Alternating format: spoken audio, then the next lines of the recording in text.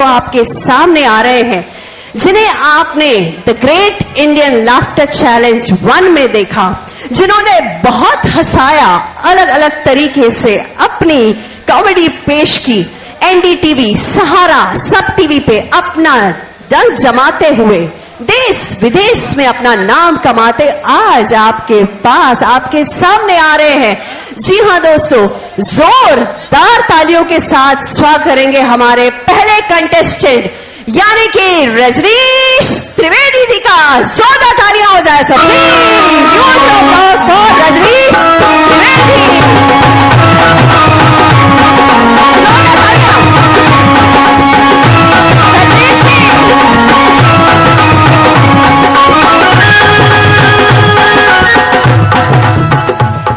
क्या हुआ रजनीश जी, क्या हुआ? बहुत लोग हैं। अरे तो बहुत लोग हैं, लेकिन बहुत अच्छे, आप डरो मत, बहुत अच्छे। मुझे भी कुछ नहीं किया इन्होंने। ठीक है, ठीक है, अब ये मन संभालेंगे, मैं आती हूँ। Thank you so much. कितनी बढ़िया बढ़िया, हेलो हेलो चेक, हेलो, कितनी बढ़िया बढ़िया शायरियां बोल रही थी भाई, मजा आ गई। और जितनी बार शायरियां बोली और आपने तालियां बजा दी। एक शायरी मैं भी बोलना चाहता हूं, बोल दूं? मुझसा शरीफ कोई जमाने में नहीं है, मुझसा शरीफ कोई जमाने में नहीं है, पता तो लगाओ मेरी तस्वीर किस थाने में। आपके लिए एक सूचना है, बहुत अच्छी सूचना है कि मेकअप पर प्रतिबंध लग गया, क्योंकि आजकल की महिलाएं अपनी उम्र छिपाने के लिए मेकअप का प्रयोग ज्यादा करने लगी।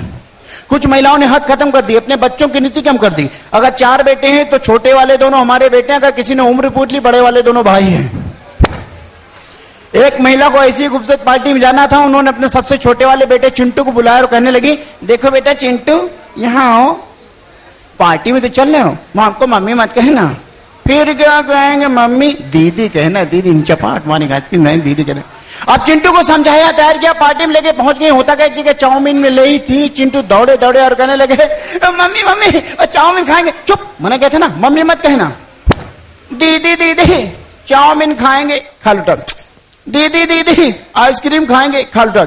मेन गेट से चिंटू को पापा चले आते, अरे चिंटू जी पापा, मम्मी कहाँ है? चिंटू दौड़ के गए मम्मी के पास, दीदी दीदी मामा आए हैं।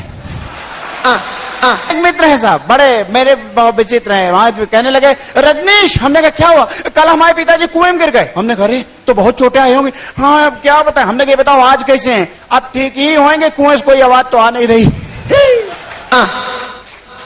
कहने लगे हम समाज सेवा करेंगे। हमने करो।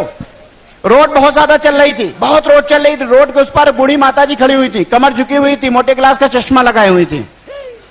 इन्होंने आओ देखा ना था, लपक के गए रोड के उस पार, माताजी का हाथ पकड़ा रोड के इस पार।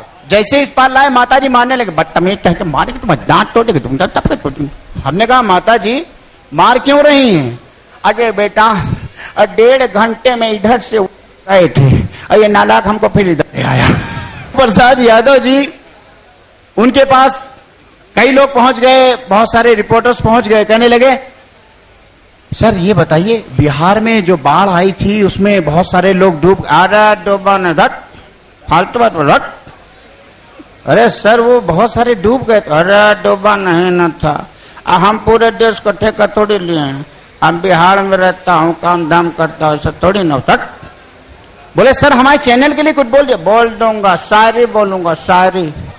बोले ठीक है शायरी बोल दीजिए। अब सब लालू जी शायरी बोल रहे हैं, वाह वाह बोलिएगा। बाढ़ में डूबे लोगों के लिए शायरी बोल रहे हैं। बाढ़ आ गई है सब मर जाएंगे, बोलिए। बाढ़ आ गई है सब मर जाएंगे, अबे हम बिहारी हैं पेड़ पे चढ़ जाएंगे। अच्छा साहब, इन लोगों के पास कभी मोबाइल नहीं रहता, आपने देखा होगा। लालू प्रसाद यादव जी के पास मोबाइल नहीं रहता है।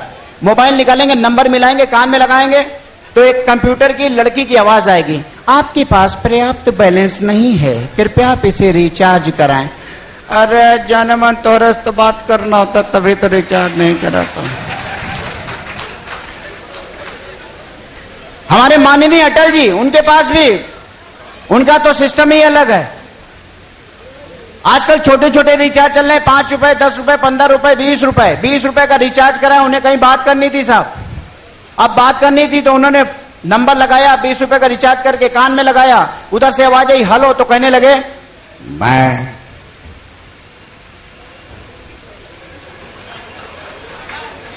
किसी ने कहा पोस्टपेड दो इनको, इतना बात कर रहे। अच्छा सोचिए, अगर लाल के सडवानी जी यहां पर होते, आदरणीय लाल के सडवानी जी यहां पर होते, उनसे कहा जाता कश्मीर के आतंकवादियों के बारे में बोलो, तो कैसे बोलते? आपने लाल के सडवानी जी को सुना होगा, देखा होगा टीवी पर, लाइव में सुना होगा। आपको एक बात पता है कि उनका गला खराब रहता हमेशा। मैं बचपन से सोच रहा हूं आज तक कि कौन से डॉक्टर को दिखा रहे, इनका गला नहीं ठीक हो रहा। आप साहब अगर वो यहां पर होते तो कश्मीर के आतंकवादियों के बारे में कैसे बोलते? देखिए मित्रों, हमने कश्मीर के आतंकवादियों को भगाने की बहुत कोशिश की, नहीं भागे, हम भाग आए।